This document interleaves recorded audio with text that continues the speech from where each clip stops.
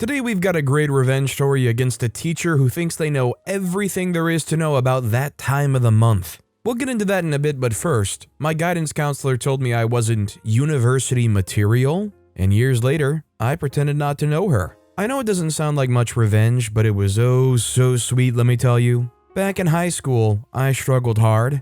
I had a stepdad who adopted me and then ignored me my whole life, and a mom who was wrapped up in making his life perfect. Yeah, he was what some might call a textbook narcissist, with my mom as his flying monkey, Wizard of Oz reference. Anyway, school was a difficult time for me, and I had a lot of anxiety and a hard time focusing. I attended all my classes and was always doing very well on my assignments, but had trouble completing them. My guidance counselor was the same all through high school, and every year would start a meeting with her, and I would explain I needed more help because I was struggling to focus. She brushed me off every time, stating that I obviously wasn't trying hard enough because I had no excuse, since my stepdad, adopted dad, was, wait for it, a social worker for the school board and personal friend of hers. Yeah, it was awful. At the end of high school, we had our obligatory meeting about what colleges or universities or trade schools to apply to. I told her I was interested in psychology and would like to be a counselor or to teach psychology. This woman scoffed,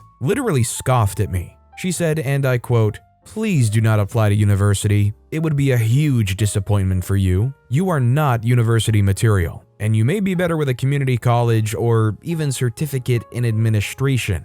Now let me say there is nothing wrong with going to community college or getting a certificate in something. Nothing at all. But this woman's words would haunt me my whole life. I wanted to pursue something I was very interested in, and she essentially told me I wasn't smart enough or capable enough to do it. Fast forward to my late 20s, I worked at a variety of small jobs here and there and became very depressed. I finally decided one day that screw it, I'm applying for university. Well, I got in and I graduated with honors. So I went to teacher's college for another bachelor degree, again graduated with honors. And about 5 years ago, I finally finished my master's in behavioral psychology. 2 years ago, stepdad died, and who is at the visitation? My old guidance counselor. She came right over and started talking to me immediately like she knew me, like we're old friends. I cut her off and said, "I'm so sorry, you must be confusing me with someone else." She looked absolutely shocked and said,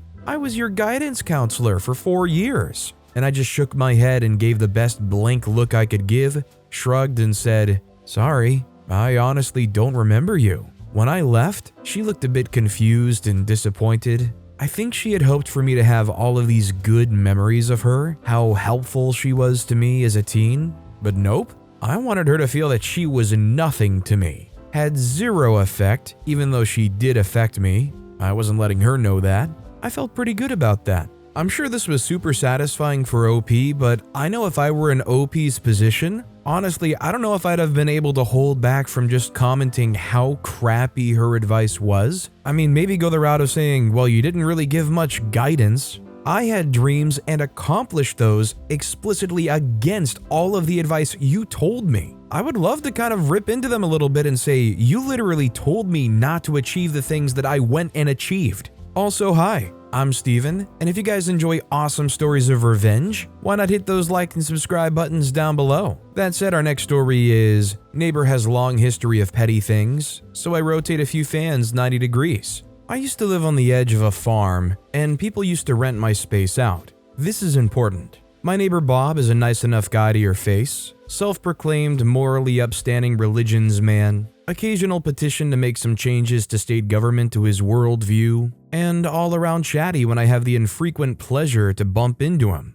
Except he's a dingus and does petty crap all the time. I don't think he's aware that I know he does. While some are aggravating, most are perplexing and barely illegal and wouldn't be worth my effort to get the law involved. These are his stories. One spent all day Saturday loading leaves onto a flatbed trailer. Now, Bob has a lot of property. Where does he put the leaves? He pulls out of his driveway, just gets past the corner of my front yard, note I have more property where the grass ends, and hits the gas. Leaves blow off to both sides of the road. He turns around at the corner and pulls back into his driveway. Once, he had an apprentice surveyor come and practice surveying skills to mark the line, said because he wasn't official, it wasn't, but it was 99% correct on it. Bob goes out one day and moves the markers off his driveway. I took pictures of the locations and made a note. Planted popple trees, fast growing, just on my side of the line fence so they'd provide coverage for his pine trees to grow.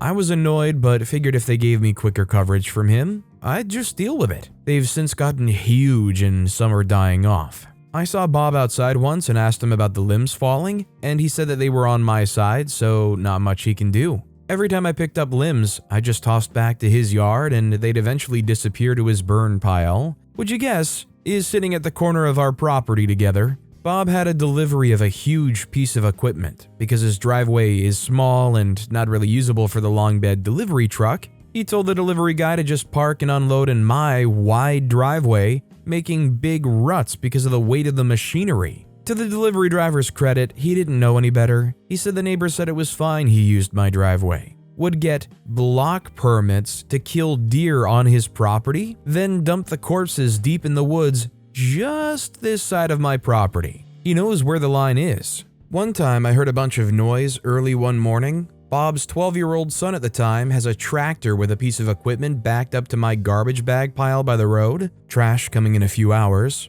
and there's a bag hanging off the edge of the equipment. Son is jamming the raise and lower lever to try and shake the bag loose. I called out and asked what he was doing and went out to see. Bob's son froze and I asked him what was it. He wouldn't say. I opened the bag to find a deer head with maggots on it. Bob didn't want this in his trash, and it's illegal, so decided to just put it in mine. I told Bob Jr. to tell his dad if he did this again, he'd find it in his swimming pool, and made his son take it back home. Bob never said anything about it. This is all I can think of off the top of my head, but I think you get his quasi-innocent, if not extremely annoying things he does. Petty, some would say. So fast forward 20-something years of his, and I strike a deal to let Farmer John put up some grain bins at my house, which happened to be the farthest point away from my house and next to Bob's property, at the corner where his house is at. These have huge fans. When they're doing the constructing, John mentions that they would rather point them west, towards Bob's house, and not north,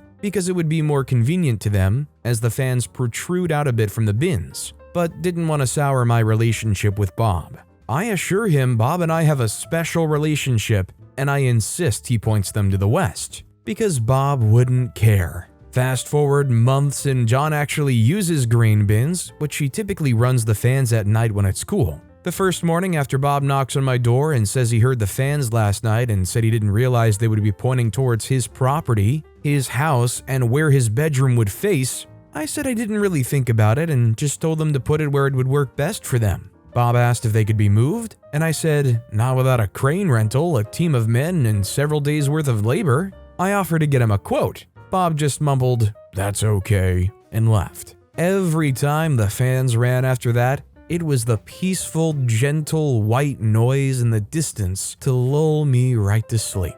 Nothing like a little lifelong neighbor back and forth. You can't say Bob didn't have it coming though. All of the annoying things he did, his relentless pursuit of using OP's property or saddling right up next to it, utter lack of care for OP, their trash bins, their property. Bob deserved a little white noise at night. Our next story is, I messed with his guitar. The scene, mine and my ex's home where I still lived about a year after our 3-year relationship came crashing down. The ages, early 20s and him mid-30s. We used to use his hotspot for internet, and one day when he was passed out from being up all night and smoking, spending my money too, I was using his phone for the internet which we had agreed on, when a message popped up with my name on it, so being the inquisitive little angel I am, I read what his friends had to say. A whole conversation calling me the worst names and then him planning on meeting up with other girls. We weren't together, but it gave me such an ick. I was heartbroken still and so in love with him, but the messages calling me names was like a punch to my stomach.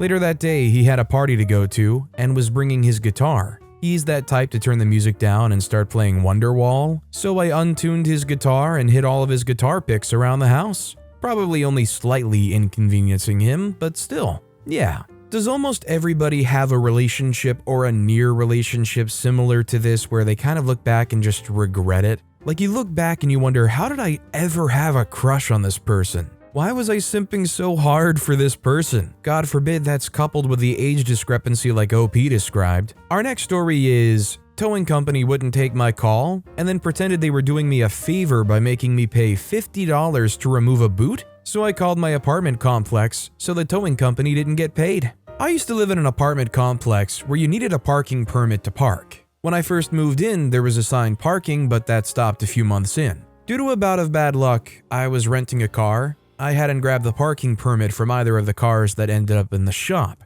so I didn't think to grab that permit. I asked the front office if I needed to get anything for the rental car. I was told that I did not. Around this time, the parking lot was getting resurfaced, so parking enforcement was pretty lax. I'm not sure why exactly, because the resurfacing project reduced the number of available spaces to basically zero, so you'd think they'd enforce strictly against people who didn't have a permit. I ended up having the rental car for over a month, so it outlasted the resurfacing project by a couple weeks. I didn't have a problem parking the rental until after the resurfacing project finished. I woke up one morning to find a boot on the rental. There was a card on the window with a number for the towing company who had placed the boot. The fine for removal was $75. I tried calling the number on the card but got a voicemail. This annoyed the heck out of me because they had placed the boot sometime late at night but weren't available in the morning. I borrowed my wife's car because she didn't need to go to work that day and drove to work. On getting to work, I found that I had a text message from the towing company requesting the make and model of the car. I called back and left another message requesting a call back. They sent me another text message telling me that they only communicate via text message. I hate texting, and because I woke up to find a boot on the rental, I was already in a bad mood. I texted back, admittedly rudely, that I would text with them because they're a corporation. I had no response after half an hour, so I texted again, threatening to contact the Attorney General's office. This got their attention. After another brief back and forth, their supervisor called me. The supervisor explained why the boot was placed, as though that wasn't obvious to me. I explained the situation to him, and to his credit, he actually listened. I was pretty angry about the inconvenience. My drive to work at the time was about 45 minutes, and then I dumped another half an hour into this interaction, but I was still calm. The supervisor offered me what he called a $50 discount, which to him meant I would pay a discounted rate of $50. This term confused me, so I asked for clarification, as a $50 discount to me meant I would have $50 taken off the cost of the removal. Asking for clarification set this guy off because he felt as though I was arguing with him and even accused me of twisting his words. This ticked me off far more than it should have, so I told him I wouldn't pay a cent. He told me good luck with that and to call him when I wanted to pay the fine. I called the apartment management and explained what had happened. The manager remembered me coming in and explained that he thought I'd only have the rental for a few days. He was apologetic. Then I told him I'd been dealing with the towing company for over an hour at that point, and that the towing company had been less than cooperative in getting the boot removed. The manager was unhappy to hear that and told me he'd call me back. 5 minutes later, I get a call back. The boot would be removed and I wouldn't pay anything. I had assumed the company got paid by the apartment, but the manager later told me that they didn't pay anything either.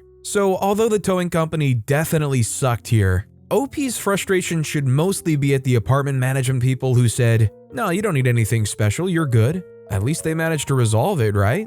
Our next story is the health teacher and the used tampons. I've long since graduated high school, but reminiscing with friends reminded me of this beautiful petty revenge. I transferred schools just in time for sophomore year. My first school was awful, knife fights in middle school, teachers throwing books at students, etc., but had a pretty comprehensive sex ed class. I had kids who tried to fluster the teacher in my class, but the man answered their questions with grace. We even covered LGBT+ topics. We only needed half a year of both health and PE. You could take half of both or do a split year. Monday, Wednesday, Friday was health, and Tuesday, Thursday was PE. I took it freshman year. My second school, while much better overall, had an atrocious sex ed class. I didn't know until my senior year that my second school required another half year for me, so I got that out of the way first semester. Mr. H, health, we'll call him, was vaguely sexist and was always pitting the boys and girls against each other. He also never let girls go to the bathroom during his class unless it was period related, in which you'd have to announce it to convince him to let you go.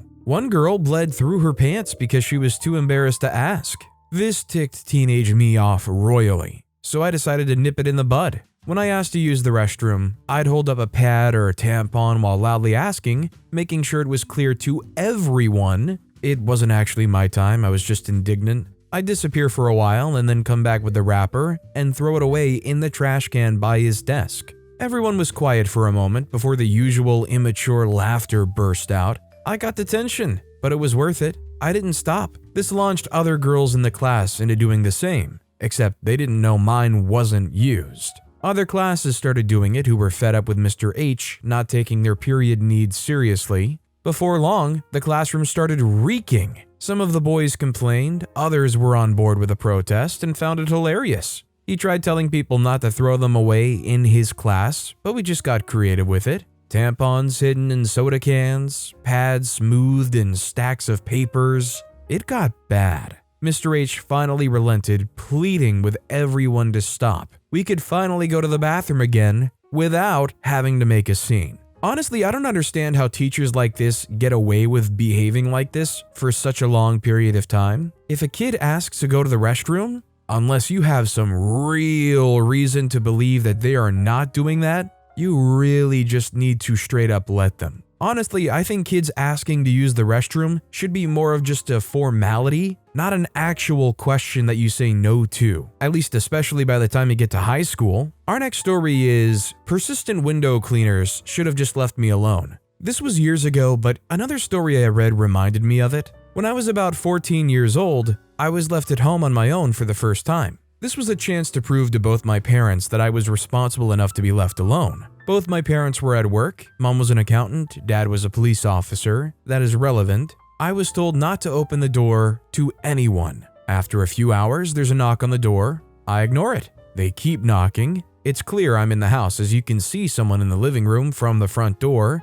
They keep knocking, so I open the door to get rid of them. There are two men standing there. They tell me they're window cleaners and they'll clean the windows for a fee. I said no thanks. They persist, but I still say no. I close the door and think that's the end of it. 2 minutes later, they're cleaning the front windows. I go out and say, I already told them I don't want the windows cleaned and I can't pay them. They're cheerful enough. Don't worry, love. We'll leave a bill. You can pay it later. I'm getting quite anxious now, so I firmly as a scared 14-year-old can, tell them to go away. A few minutes later, I hear some noise around the back. I open the back door, which is right next to the gate to the back garden. One of them is trying to climb the fence to unlock it. Now I'm panicking. Deep down, I know they're just trying to clean the windows, but I don't like that they've ignored me and they're being so persistent. I yell at them to go away, but all I get was, "Don't worry, love, we do this all the time." But I have a secret weapon. I whistle, and my rather large German Shepherd dog comes to my side.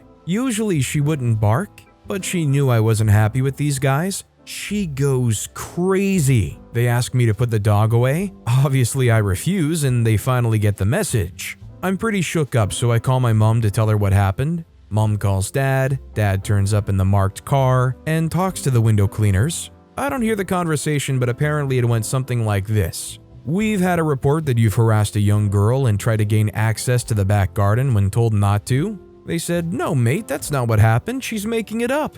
Dad says, "So you're saying my daughter is a liar?" The penny drops. Anyway, turns out the van they were driving had a flat tire and the tax had expired. So, Dad fined them for that. Do they now want to press charges on these guys for trespassing? I mean, in the end, it's nice that they got some kind of fine, but how did these guys get away with literally trying to break into the backyard? Our next story is, had my manager fired. A few years ago, I was hired by a small business company. Nobody wanted the job. My profile fitted perfectly with their needs. I sensed that they were desperately searching for somebody and negotiated a good salary. My manager was friendly but also very bad at his job. I'm a good seller and a fast learner. He left me totally alone since day 3. He literally left the whole shop in my hands after working less than 1 hour per day and came back just to close the shop. At some point, 1 month later, he didn't even bother to come back at the end of our shift. After 2 months, I was doing my job and his job that included also online customer care.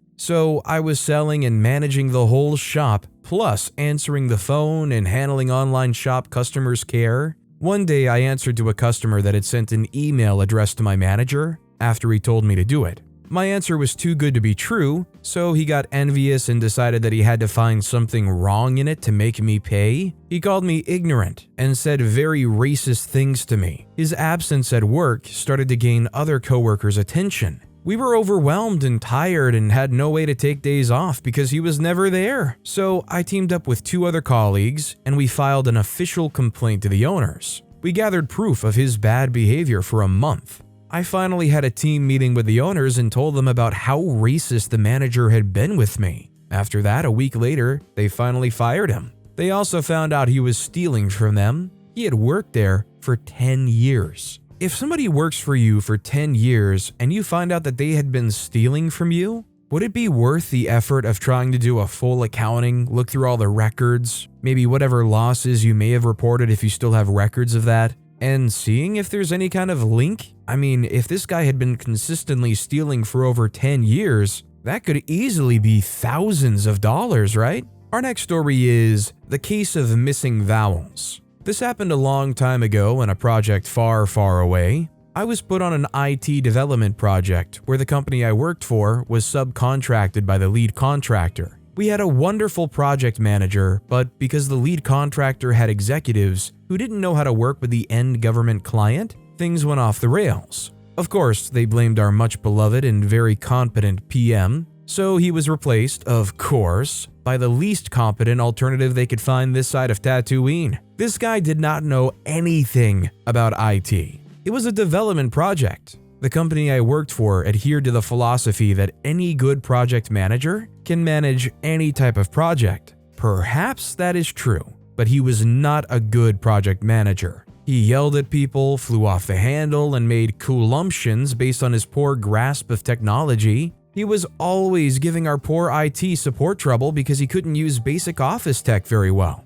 even email. I suspect he was very aware of being out of his depth and took it out on everyone every day. I was about to start typing a short email report to send him one Friday afternoon, but I decided the better of it. He would usually run to my desk and demand explanations for things that were, to my mind, simple. Rarely were any interactions pleasant. It had been a long week, but I mistakenly clicked send and sent a blank message. Well, true to form, he ran to my desk asking why I'd sent a blank message. In that moment, I had an inspiration. I said I hadn't sent him a message. I had the presence of mind to delete the message from my sent folder when I heard him bustling towards me, so I showed him my sent folder. I suggested it was his email. He bustled off to log another ticket with IT, thus commenced my campaign. Every Friday afternoon, I sent a blank message at exactly the same time. Everyone on the team was soon aware of it and had to stifle themselves when he would go on about his email problems at project meetings. I think a few other people would send blank messages once in a while to keep him from thinking this was solely me, and just to wind him up even more. The project was finally winding down after many months of mismanagement by the lead contractor and this PM. I had to type up another short email report. I let the rest of the team know the end game plan. When I'd finished writing it up, I carefully made 3 copies. From one, I subtracted all the vowels. From another, I removed all the consonants. I sent the vowel-less one at the appointed time, followed quickly by the one sans consonants. I then deleted them from my sent folder and moved the properly formatted one into my sent. Just in time because he made beeline for my desk. The email you sent is gibberish. What do you mean? It makes no sense. I showed him what was in my sent. Then we went to his desk and he showed me the email with no vowels. He hadn't seen the second one with no consonants, so I watched him open it. Would you look at that? The vowels came after the consonants. Maybe something's wrong with your email or you have a virus separating them. On cue, he opens a panicked ticket. I went back to my desk. A little while later, the woman who ran our team's IT support walked up to my desk and punched me in the shoulder. Ow, what was that for? That was very funny. Don't do it again. Apparently, the story of the virus that disemboweled the project manager still circulates at the company many years after I left. Honestly, this is kind of a classic The Office style prank. Just something that's going to irritate somebody, think there's this kind of weird problem only afflicting them, run around like a chicken with their head cut off trying to figure it out and bother IT all the time. And for the most part, you just get to sit back and cackle to yourself. Our next story is, my PE teacher thinks that he knows everything about periods, so now I know everything about him. My boyfriend, trans male, was on his period, so he asked if he could leave to use the bathroom during class. My boyfriend gets really heavy flow on the first 2 days of his period and really bad cramps, so naturally he takes a while in the bathroom. My boyfriend took about 10 to 15 minutes to get back. However, when he got back, my PE teacher ridiculed him for taking too long at the bathroom. This was in front of the entire class, by the way.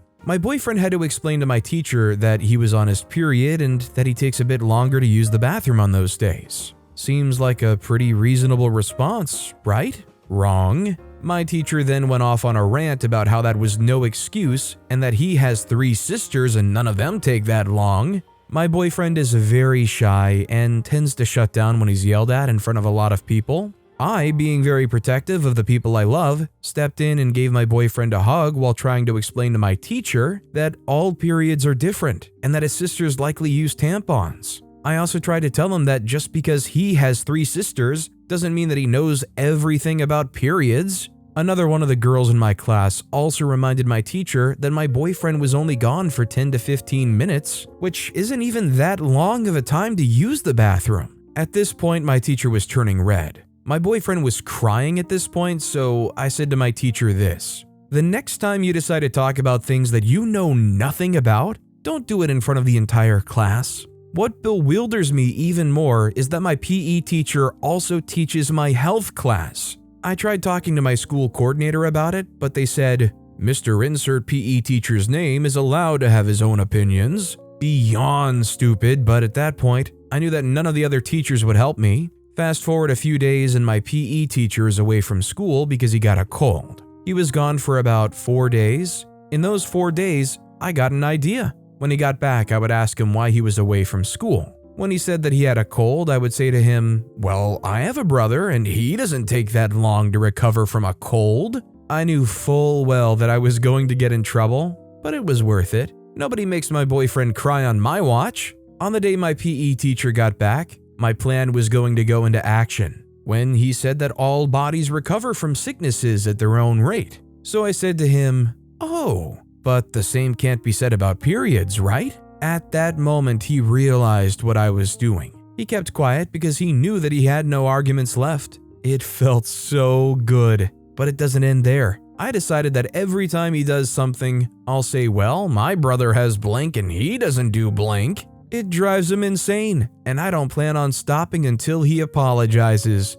I know it's petty, but that's kind of the point of this subreddit. I think they brought it upon themselves. It's their logic, you're just using it against them. You're just pointing out how flawed that logic is and reminding them regularly of it when they don't truly know and understand, but yet can stand up there and say, well, I don't think it's actually that bad. I mean, how can you not figure he's brought it upon himself after that? Our next story is, AIRBNB host denies my request for 10% partial refund? Fine, I'll just take 30% instead. Recently, I stayed at an Airbnb. Around 10 p.m. the day we checked in, I noticed the hot water wasn't working. I reached out to the host, who was responsive and said maintenance would be there 8 a.m. the next morning, which they were. Pretty annoying, but at least it'll be fixed promptly. Well, after a long 10-hour day of hiking and getting really dirty, I was ready for a nice shower. Surprise, surprise, when I get back, the hot water still isn't working. Everything else about the place was amazing and luxurious, and the host was really responsive,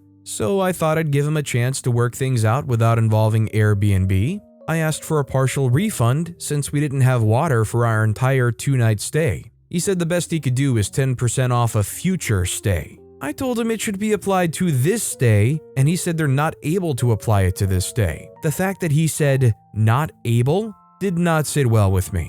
I contacted the Airbnb support, and within a few hours was granted a 30% refund for the entire trip. Honestly, I would have been okay with a 10% discount, but it makes me feel good knowing that he lost his chance to do 10% and now has to do 30%. Honestly, I'm impressed and happily surprised that when OP brought this up to Airbnb support, they actually stepped in and helped them out. I feel like all I ever hear about Airbnb and similar things these days are just horror stories where when you're checking out, all of a sudden there's all these little bullet points that you have to follow or else they're going to mark it up $10 here, $15 there. Fingerprints on the stainless steel refrigerator door, $15 cleaning fee. Dirt and/or soap residue in the shower, $50 cleaning fee. Carpet unvacuumed, $50 cleaning fee. Legitimately, I think the last few times I've ever heard about an Airbnb, it's just been people saying, next time I'm just staying in a hotel. But with that being said, that's all the time we have for today. Now, if you want to hear another crazy revenge story, check out that video on the left. Or if you missed my latest video, check out that video on the right. That said, I'll see you all next time with some more stories.